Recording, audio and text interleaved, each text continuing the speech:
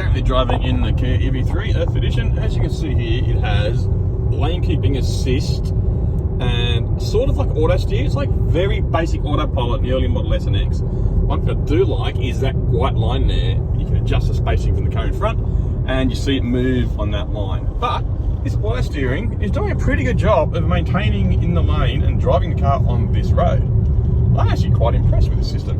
Even though it's only based on one camera up there, apparently. Yeah, it's not too bad. Instrument panel on the EV3, essentially two screens. One there, one big one here, and also a smaller one here for your air conditioning, climate control. Haptic buttons down there, which are nice. You got physical buttons here for the older people that like fondling things.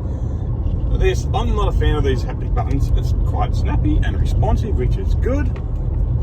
Map is that, obviously. Search is you can type in your destination where you want to go. You've got your media right there. As for the star, if you want to feel like a star, there's all your information on your energy usage, where it's going, and you can adjust all settings.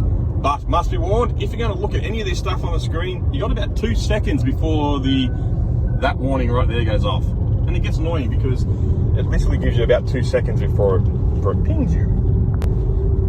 Here we have wireless charge phoning. Good thing about it is it will charge your phone even if you've got a case on, like a quad lock. Bad thing I don't like about it, it can only charge one phone, so only one charge farting going on there. And here we have actually lots of storage.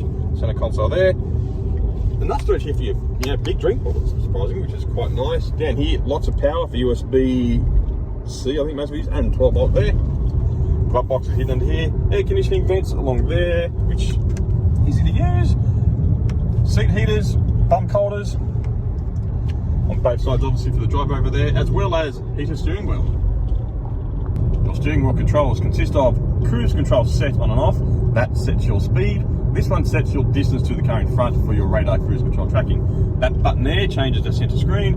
This here scrolls through that center screen as well. But also down here we have the lane keep assist, which is like a very rudimentary autopilot, which actually works surprisingly well for this type of car. And here we have driving mode select, which will flick you through your sport mode, your normal mode, snow and ice mode, eco mode, etc, etc. Over that side we have another mode button, which is your stereo, I do believe.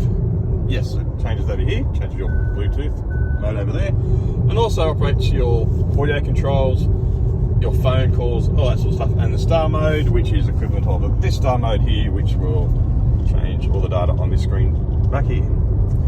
That's your steering wheel controls. Steering stalk controls I do like. Windscreen wipers are on this side because it is a Korean car, same as Japanese spec. Though one thing I do like is that little scroll wheel in there alters the sensitivity of your auto wipers, which I've found quite handy indeed. Obviously it has a rear windscreen wiper user control there as well. The other side over there, standard indicators, lights, automatic high beam, that sort of thing. And below that, and now unfortunately way down the bottom corner, is the gear selector. See down there, the on off switch.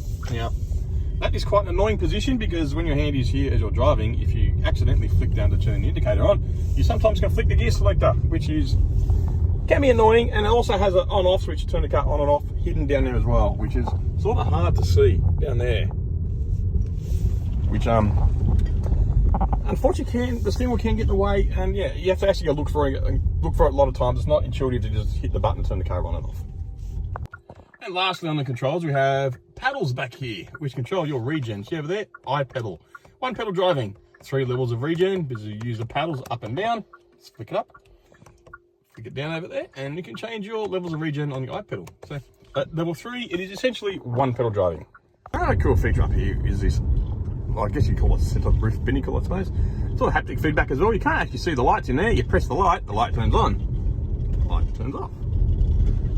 SOS phone call for emergency phone call if you have an accident or you see an accident, I'm assuming. You also have your hazard light flasher button down here as well. So I'm not exactly sure what that does. I don't want to press it to find out because this is not my car. So all that is your quick analysis TikTok video on a very quick, rough overview of the Kia EV3 Earth Edition driving controls.